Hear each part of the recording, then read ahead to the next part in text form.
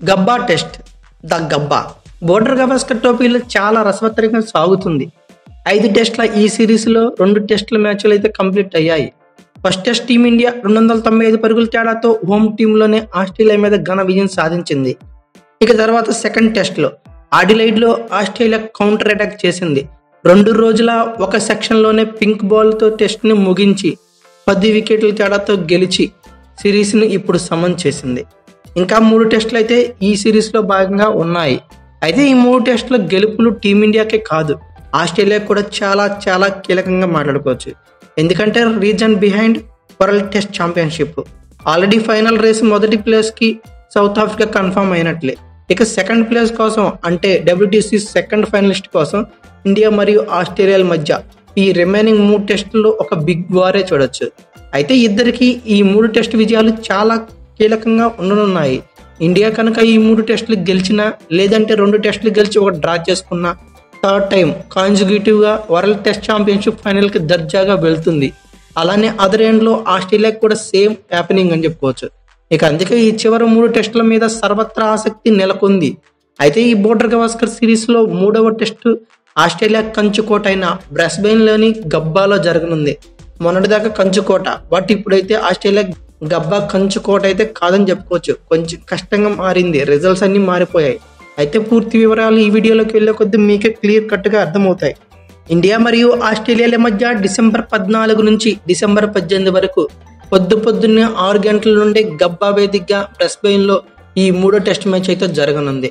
అయితే ఈ వీడియోలో మనం ఏం మాట్లాడుకుంటామంటే ఈ స్టేడియం డీటెయిల్స్ ఏంది, పిచ్ రిపోర్ట్ ఎలా ఉంది, పిచ్ క్యూరేటర్ పిచ్ గురించి ఏం మాట్లాడుతున్నాడు, వెదర్ కండిషన్స్ ఎలా ఉన్నాయి, లైవ్ ఎక్కడ చూడొచ్చు, గబ్బాలో టెస్ట్ యొక్క స్టాట్స్ ఎలా ఉన్నాయి, అలానే రీసెంట్గా గబ్బాలో టెస్ట్ స్టాట్స్ ఎలా ఉన్నాయి, అలాగే ఆస్ట్రేలియా మరియు ఇండియాల మధ్య టెస్ట్ స్టాట్స్ ఎలా ఉన్నాయి, గబ్బాలో ఆస్ట్రేలియా టెస్ట్ స్టాట్స్ ఎలా ఉన్నాయి, అలాగే గబ్బాలో ఇండియా టెస్ట్ స్టాట్స్ ఎలా ఉన్నాయి, అలాగే ప్లేయింగ్ లెవెన్లో ఏమైనా చేంజెస్ ఎక్స్పెక్ట్ చేయొచ్చా, అన్నిటి గురించి క్లియర్ కట్గా ఈ వీడియోలో డిస్కస్ చేసుకుందాం.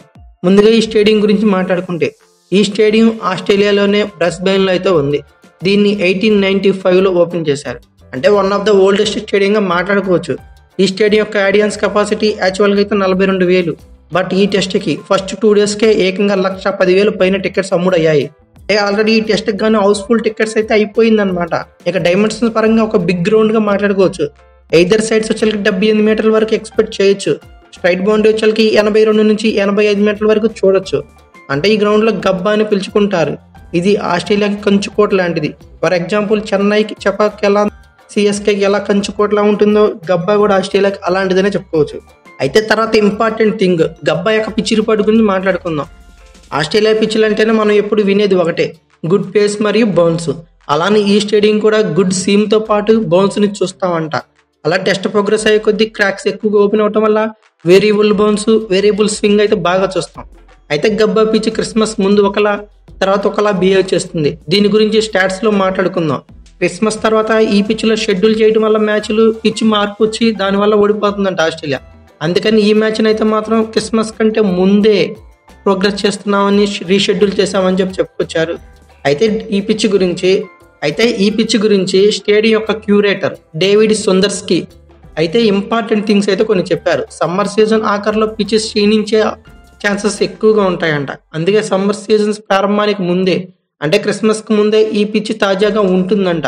మేమైతే ఎప్పటిలాగే ఈసారి కూడా పేస్ అండ్ బౌన్స్తో నార్మల్గా సాంప్రదాయ పిచ్ని అయితే మేము గబ్బాలో రెడీ చేసాం అని చెప్పుకొచ్చారు. ఇక తర్వాత లైవ్ గురించి మాట్లాడుకుంటే యాజ్ యూజువల్ తొలి 2 టెస్టులానే టీవీలో కావాలంటే స్టార్ స్పోర్ట్స్ నెట్వర్క్లో చూడొచ్చు. బట్ సబ్స్క్రిప్షన్ అయితే తప్పనిసరిగా తీసుకోవాల్సి ఉంటుంది. అలానే మొబైల్స్లో OTT ప్లాట్ఫామ్స్ వచ్చేకి ఖచ్చితంగా Disney+ హాట్స్టార్ని సబ్స్క్రైబ్ చేసుకోవాల్సి ఉంటుంది. ఇక ఆల్ ఇంపార్టెంట్ గబ్బా స్టేడియం యొక్క స్టాట్స్ పరిశీలిస్తే ఓవరాల్గా గబ్బాలో ఇప్పటివరకు 68 టెస్ట్ మ్యాచ్లు అయితే జరిగితే ఫస్ట్ బ్యాటింగ్ వాళ్ళు 26 గెలిస్తే సెకండ్ బ్యాటింగ్ వాళ్ళు 27 గెలిచారు. సో పెద్దగా ఇక్కడ అయితే చేంజెస్ అయితే లేవు. టాస్ గెలిచిన టీము బ్యాటింగ్ తీసుకోవాలి, బౌలింగ్ తీసుకోవాలి అనే కన్ఫ్యూజన్స్ అయితే లేవు. యాజ్ యూజువల్గా ఏది తీసుకున్న ప్రాబ్లం లేకుండా ఉంటుంది. ఇక ఫస్ట్ ఇన్నింగ్స్ యావరేజ్ స్కోర్ చూస్తే ఈ గ్రౌండ్లో 327 పరుగులుగా ఉంది.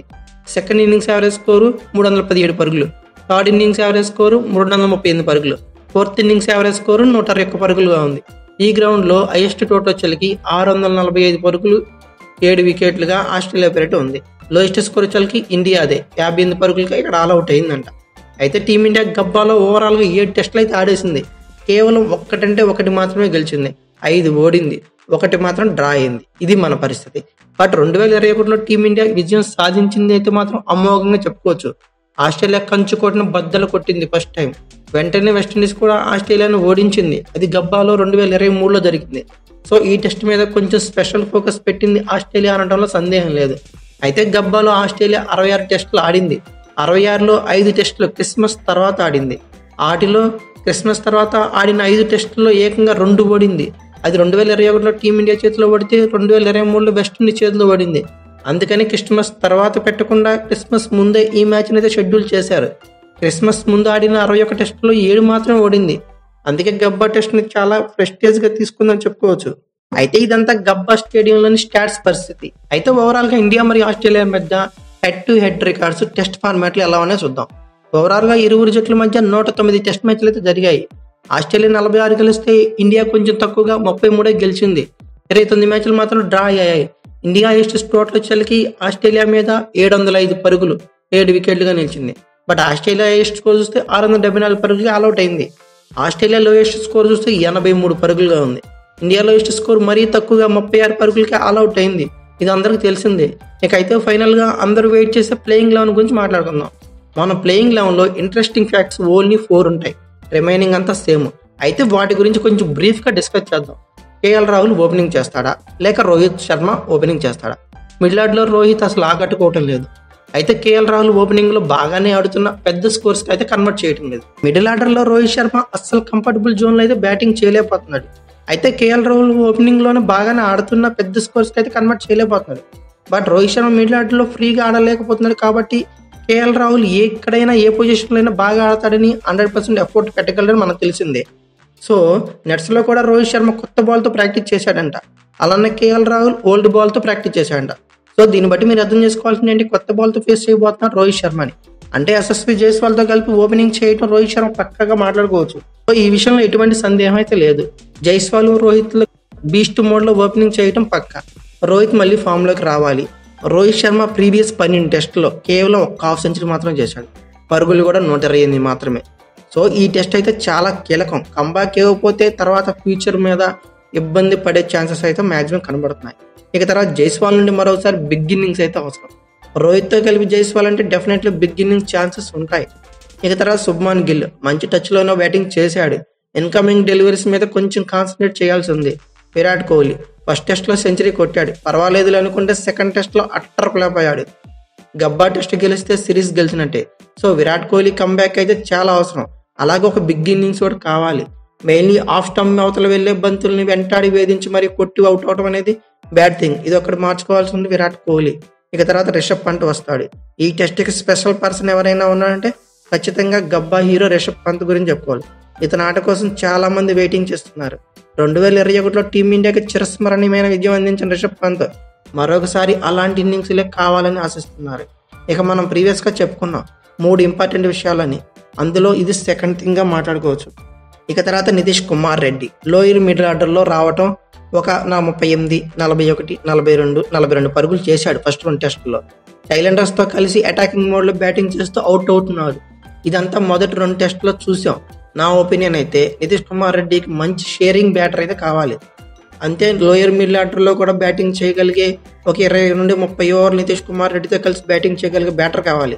ఇతనికి ఖచ్చితంగా ఎగ్జాక్ట్గా మ్యాచ్ అయ్యేది కేఎల్ రాహుల్ అని చెప్పుకోవచ్చు.